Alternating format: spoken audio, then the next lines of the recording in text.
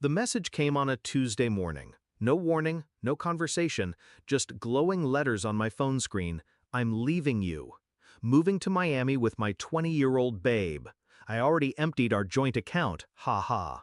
I read it twice, my coffee still warm in my hands. No panic, no tears, just silence, the kind that settles before a storm. I typed one reply, good luck, because luck was the only thing he had left. When I first met Mark, I mistook charm for love. He knew how to make promises sound like facts. He knew how to make me believe I was safe. We built a house, raised dreams, shared everything down to the last cent, or so I thought. Looking back, the signs were there. The gym sessions that stretched longer, the phone flipped face down, the sudden obsession with tanning. A man approaching 50 trying to rewind time with cologne and protein shakes. I noticed. I always noticed. But instead of confronting him, I started preparing. The first thing I did was visit the bank. Quietly, efficiently. Months before that text ever came, I had already separated my finances. Our joint account? A trap I left open for him. My real money sat untouched, in accounts he didn't even know existed. The second thing I did was visit a lawyer. Prenup, property deeds, retirement funds, all secured under my name. Mark loved to brag, but he never loved to read the fine print. And the third thing? My masterpiece.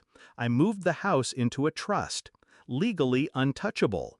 By the time he ran off, everything he thought he owned had already slipped from his grasp. So when that text arrived, when he gloated about emptying what he thought was our life savings, I almost laughed. He had drained a shell account, barely enough to cover 1 month in Miami. He thought he had destroyed me. In reality, he had set himself on fire. He called 3 days later. His voice was smug, lazy, drunk on sunshine. You see my photos? Babe looks amazing in a bikini. Miami's perfect. Don't wait up. I let him talk, let him savor his fantasy. I said nothing about the letter already on its way. Certified mail, signed by my attorney. Divorce papers. Filed and finalized with evidence of infidelity stapled neatly inside. It didn't take long for the cracks to show. Miami is expensive. 20-year-olds are expensive. He thought I would beg him to come back, thought I would fall apart without his presence. Instead, I posted pictures. Me smiling, me traveling, me living. Not to show him I was thriving, he was blocked. But word travels.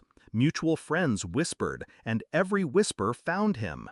And then came the moment I had been waiting for. He showed up. 6 weeks later. Broke, sunburned, his babe nowhere in sight. He stood on my porch, the same porch I had signed into the trust, the one that no longer belonged to him. Listen, he said, voice trembling now. I made a mistake. We can fix this. I'll move back in. We'll start over. I looked at him the way you look at a stranger asking for directions. Calm, detached. You already moved out, I said. With her, remember? He tried to push past me. That's when I told him. The account he drained? Empty decoy. The house he thought was his? Legally mine. The retirement he planned to spend? Frozen. And the divorce? Already final. Every word landed like a blade. He paled, then flushed, then stammered. He begged, cursed, shouted. Finally, he screamed my name, just like he had screamed hers in hotel rooms I had receipts for. I closed the door. Later, my lawyer called. Mark had tried to contest. He had nothing, no assets, no leverage, no credibility. Miami had eaten him alive, and the courts finished the job. He wanted freedom. I gave it to him. Freedom from me, freedom from money, freedom from the life he once ruled like a king.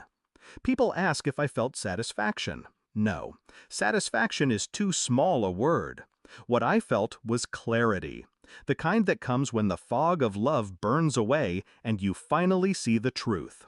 He had tried to break me with a text message. I broke him with silence, signatures, and strategy. And when I think back to that morning, coffee in hand, his message flashing on my phone, I realized something. He thought betrayal was power, but real power is patience. By the time he realized what I'd done, it was already too late.